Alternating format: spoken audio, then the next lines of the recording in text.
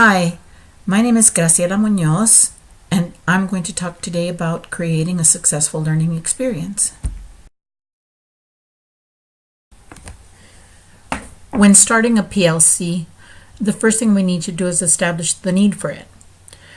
Right now, when we do professional development, we tend to just, as teachers, as people present, we just get handouts from our administrators or the people who are conducting the PD. We listen to the lectures, we get information. Sometimes we get data, but it's never explained, or has yet to be explained, I should say. And we don't really get to get together as teachers and look at it and see what it means to us. This needs to change. Once we've established the need, we need to gather a team together that has mutual interest in establishing this group.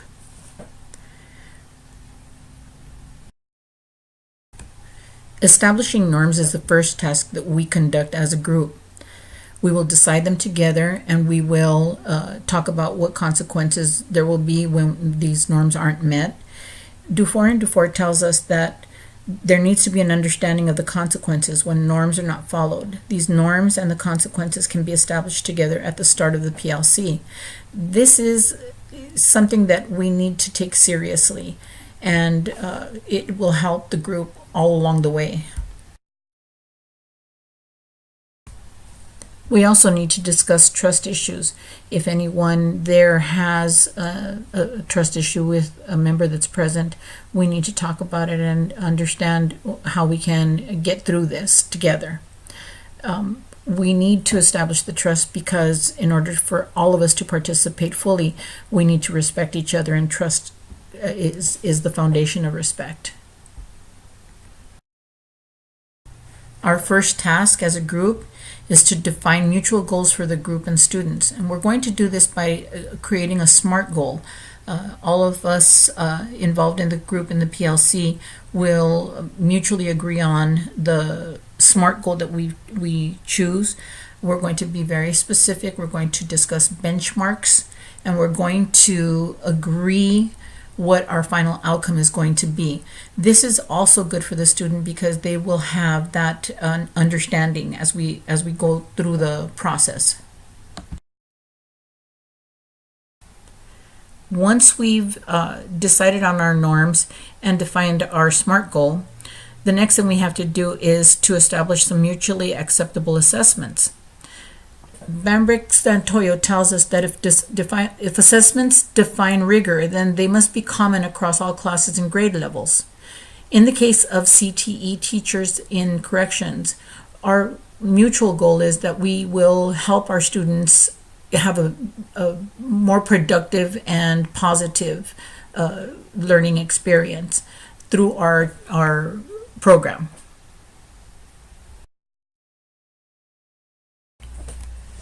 Next, we're going to create curriculum collaboratively. Bambrick-Santoyo tells us in Leverage Leadership that assessment is useless until it affects instruction.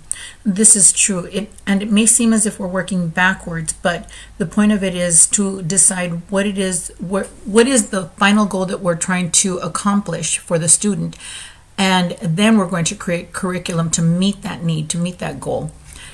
This is done so that we can cover everything together and we can all arrive at a mutually acceptable goal. Now, during this process, we all need to be mutually responsible and accountable.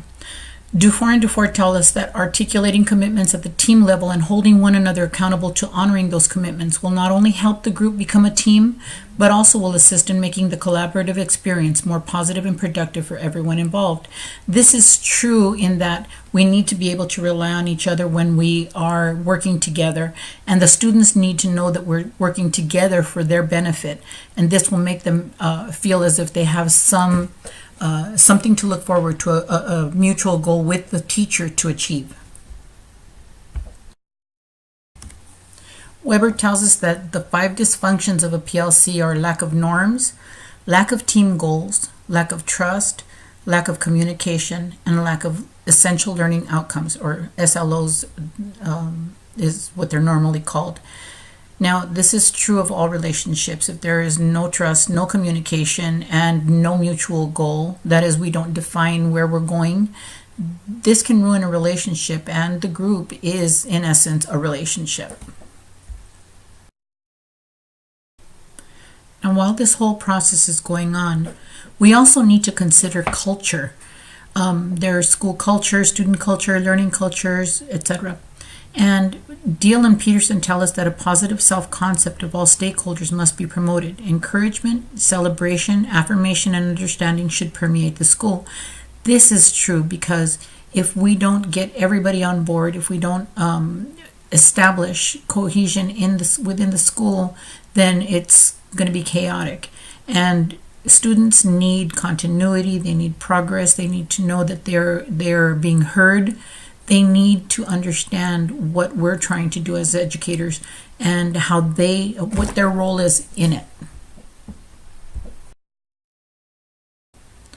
During this whole process, the true leader is one who provides opportunities for growth to students, staff, and all stakeholders. This means distributed leadership. This is important because most of the time teachers don't feel as if they have a voice themselves. Not only are the students feeling as if they don't have voice, but the teachers as well. This can be solved by delegating tasks and assignments to the teachers and trusting that they will accomplish the goal, and checking in with them, seeing if they need any help, giving them the support that they need so that they can also feel as if they are important in the process, that they are leaders as well. Now comes my own PLC experience within corrections. It started out positive. I got together with a group of my coworkers, and we all talked about what I was doing in this particular course. We discussed how we had to gather together frequently.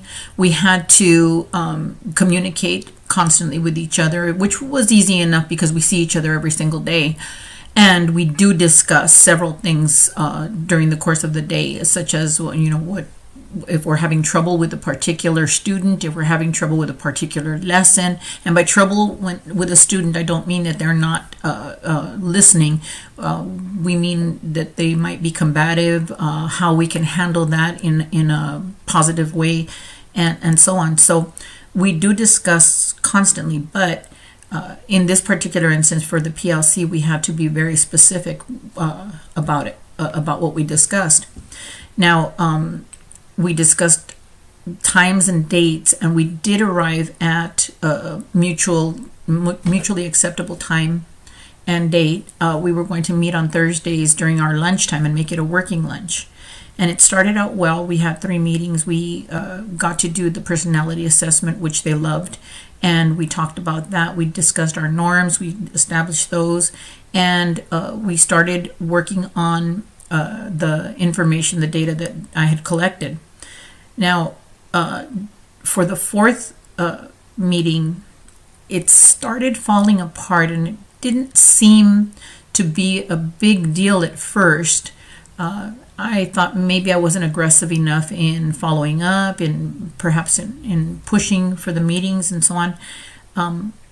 It seemed as if we were disconnected. And then we had obstacles to, for our collaboration.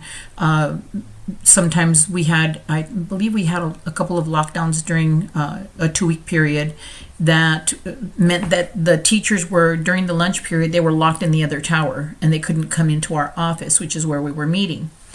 So that, kind of gave us a problem, but we did meet on a different time within the facility. It felt as if we were not being as cohesive as we should have been. I don't know. I was starting to feel as if I was failing, is what it was. And during the last week, I really felt as if it was falling apart, and I was very frustrated. Now, I did have a meeting with my administrator who is also a good friend, and I was telling him my frustration, and he reminded me of a few things. He reminded me that legally, the Los Angeles Sheriff's Department doesn't allow us to post anything, to talk about our school environment and so on for security reasons. And he told me that probably the teachers, what they were feeling was that I was endangering their livelihood, and that's something that I didn't think about. But when he told me this, I realized he was right. I was asking them to do something that I would not accept from somebody else. And I finally understood that it wasn't just my lack of aggression. It wasn't just my lack of commitment. It wasn't because of anything that I had done. It's just that they felt awkward having to have this posted and having me use their names and get, pretty much tell outsiders what we do, and that made them uncomfortable. So I had been ready to take ownership of the failure, and I was ready to, claim it as my own. And talking to my director just opened my eyes to the outlying factors that did affect us.